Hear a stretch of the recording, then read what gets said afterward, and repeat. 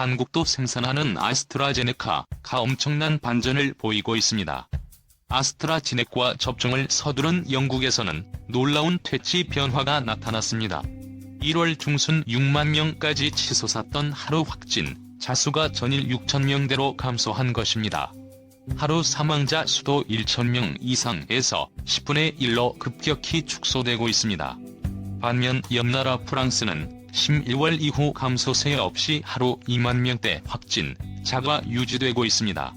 2달 사이 도대체 무슨 일이 있었던 것일까요? 영국은 한국보다 2개월 앞서 아스트라제네카와 화이자 백신 접종을 시작했습니다. 특히 아스트라제네카는 보관이나 유통이 2월에 신속하게 대량 접종을 마친 것으로 나타났습니다. 영국 인구 35%가 1차 접종을 마쳤고 이종 약 13%는 2차 접종도 끝냈습니다. 70대 이상 고령자도 90% 이상이 백신 접종을 마쳤고 요 연구 K 교수는 화이자 백신의 경우 큰 대학병원에서나 가능하지 보통 병원에서는 할 수 없었다며 거동이 불편하거나 병원에 갈 수 없는 경우에는 접종이 어렵다는 언급을 했습니다. 영국 8편이는 전파력과 침영률이 최대 70%에 높았습니다. 영국 BBC는 아스트라제네카가 영국 편2에 탁월한 효과를 보였다고 보도했습니다. 영국 빨편이는 80개국 이상으로 퍼져 있고 프랑스 20%, 독일에서 10%가 검출되고 있습니다. 정부로부터 정보가 올 때마다 접종 계획을 재검토한다. 날마다 휘둘리고 있어 사태 수습은커녕 혼란이 커지고 있다. 정부로부터 연락이 직전에야 오고 있다. 의사회에서 불만이 나온다.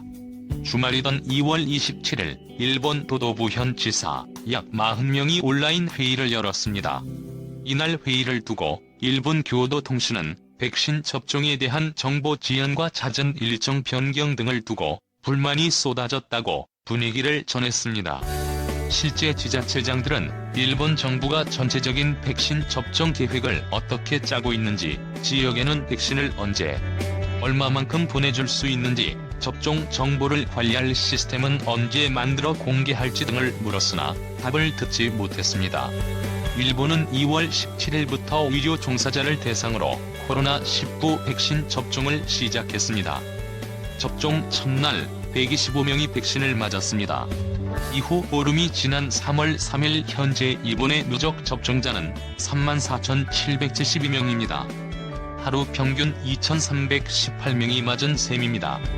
한국은 일본보다 9일 늦은 2월 26일부터 아스트라제네카와 화이자 백신 초도 물량으로 접종을 시작했죠.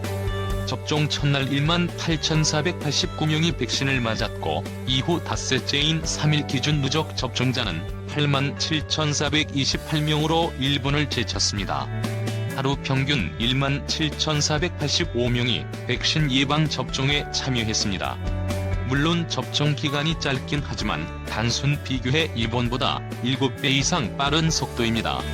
여기에 한국 국내 인구는 일본 국내 인구의 절반도 안 됩니다.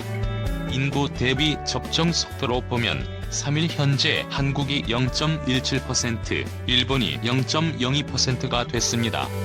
한일 두 나라 모두 백신 공급 부족으로 거북이 접종이라는 지적을 받고 있지만 같은 거북이라도 폭폭은 다른 셈입니다.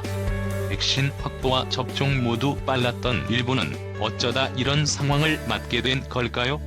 일본은 올해 7월로 1년 연기된 2020 도쿄 올림픽, 패럴림픽을 코로나19 환경 속에서 치를 것에 대비해 개발 단계인 백신을 미리 확보하는 데 힘을 쏟았습니다. 그래서 이미 지난해 8월 접종 대상 물량을 모두 확보해뒀습니다. 미국 화이자와 모더나, 영국의 아스트라제네카 등입니다. 한국은 이보다 넉 달 늦은 지난해 12월 아스트라제네카와 첫 구매 계약을 맺었습니다.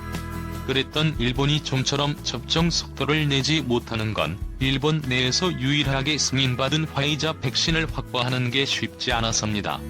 유럽연합 등의 수출 규제로 화이자사가 유럽 국가 접종을 우선하면서 일본에는 많은 물량을 내주지 않고 있는 겁니다. 이 때문에 일본은 EU가 도입한 코로나19 백신 역의 수출 관리 방안에 따라 건당 승인을 받아야 하는 상황입니다. 지금까지 화이자 생산 공장이 있는 벨기에에서 백신을 실은 항공기는 2월 12일과 21일, 3월 1일 등 일본 나리타 공항에 3번 내렸습니다.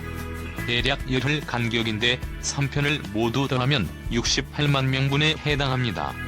일본은 65세 이상 노약자에 앞서 이번 달 안에 의료 종사자를 대상으로 1차 접종을 마무리하려고 하는데 이 규모가 470만여 명입니다.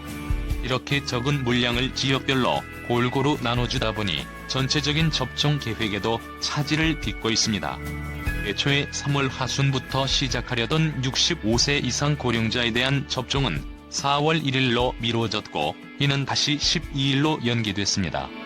그것도 일단 한정된 수량으로 일부 고령자에 대해 시행되고 본격적인 접종은 26일부터 시작됩니다.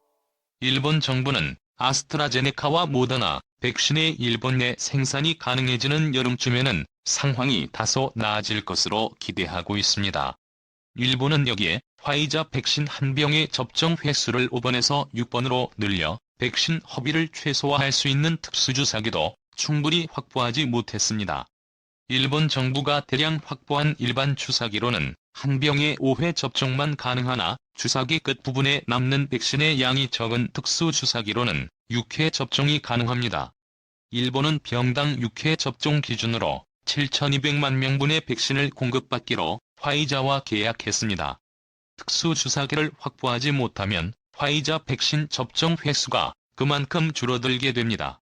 그래서 일본 정부는 급한 대로 한국 업체인 풍림파마텍에 주사기 약 8천만 개를 공급해달라고 요청했습니다.